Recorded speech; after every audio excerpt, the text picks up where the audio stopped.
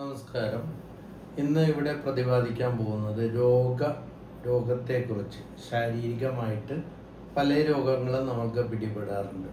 അത് രണ്ട് വിധത്തിലാണ്. ഒന്ന്, ആരോഗ്യക്കുറവ് മൂലം വരുന്ന രോഗങ്ങൾ, അല്ലെങ്കിൽ ശത്രുക്കളാൽ അല്ലെങ്കിൽ ദൃഷ്ടിദോഷം കൊണ്ടുവരുന്ന ശാരീരിക ബുദ്ധിമുട്ടുകൾ. ഈ രണ്ട് വിഭാഗത്തിലായിരിക്കും. ചില ആൾക്കാരൊക്കെ പറയുന്നത് കേൾക്കും, എന്തെല്ലാം ടെസ്റ്റുകളും കാര്യങ്ങളൊക്കെ ചെയ്തിട്ടും ഒരു രോഗാവസ്ഥയും ഒന്നും തന്നെ ഇല്ല, പക്ഷേ തീരെ ശരീരത്തിന് സുഖമില്ല, ഒരു ഉത്സാഹമില്ല, ഒന്നും ചെയ്യാൻ തോന്നുന്നില്ല. അങ്ങനെയുള്ള കാര്യങ്ങൾ പ്രധാനമായിട്ടും ബാധാവിഷയങ്ങൾ കൊണ്ടൊക്കെ വരുന്ന കാര്യങ്ങളാണ്. ഇവിടെ നമ്മൾ പ്രധാനമായിട്ടും രോഗങ്ങൾ, അതായത് ശരിയായ രോഗങ്ങൾ ശരീരത്തിൽ ബാധിച്ചിട്ടുണ്ടെങ്കിൽ അത് നമ്മൾ വൈദ്യസഹായം നേടേണ്ടതും അതുപോലെ തന്നെ ദൈവികമായ കാര്യങ്ങൾ അനുഷ്ഠിക്കേണ്ടതുമാണ്.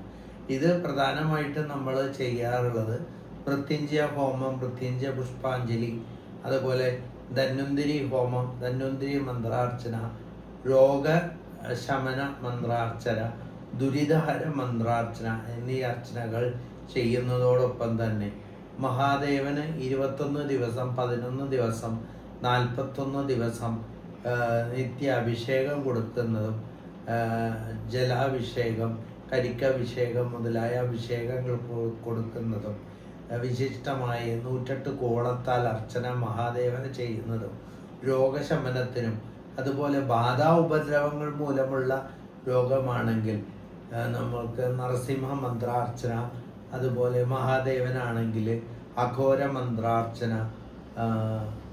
ദേവിക്കാണെങ്കിൽ രക്തപുഷ്പാഞ്ജലി, സുബ്രഹ്മണ്യ സ്വാമിക്കാണെങ്കിൽ തേനഭിഷേകം, കുമാരസൂക്ത അർച്ചന എന്നീ അർച്ചനകൾ കൊടുക്കുന്നത് വളരെയധികം ഗുണകരമാണ്. ഇതെല്ലാം സുബ്രഹ്മണ്യ സ്വാമിക്ക് ചെയ്യുകയാണെങ്കിൽ ഒരു 6 ദിവസം അടുപ്പിച്ച് ചെയ്യുക. ശിവനാണ് ചെയ്യുന്നതെങ്കിൽ നമ്മൾ ഒരു 11 ദിവസം, ഏതൊരു അർച്ചനയാണെങ്കിലും ധാരയാണെങ്കിലും 11 ദിവസം അടുപ്പിച്ച് ചെയ്യുന്നത് വളരെ ഗുണകരമാണ്. ദേവീ ക്ഷേത്രത്തിലാണെങ്കിൽ, ദുർഗാദേവിക്കാണെങ്കിൽ 6 ദിവസവും, ഭദ്രകാളിക്കാണെങ്കിൽ 7 ദിവസവും ചെയ്യാവുന്നതാണ്. അതുപോലെ വിഘ്നേശ്വര പ്രീതിക്ക് വേണ്ടിയിട്ടാണ് ചെയ്യുന്നതെങ്കിൽ 7 വെള്ളിയാഴ്ച ചെയ്യുന്നത് വളരെ ഗുണകരമായിരിക്കും. അപ്പോൾ ദുരിതങ്ങൾ ഏത് വിധത്തിലാണ് എന്നുള്ളത് മനസ്സിലാക്കി അതിനനുസരിച്ചുള്ള വഴിപാടുകൾ ചെയ്യുകയും, ഇനി രോഗാവസ്ഥ തന്നെയാണെങ്കിൽ അത് വൈദ്യസഹായത്തിലൂടെ അത് മാറ്റേണ്ടതുമാണ് എന്നുള്ളതാണ് ഇവിടെ പറയുന്നത്.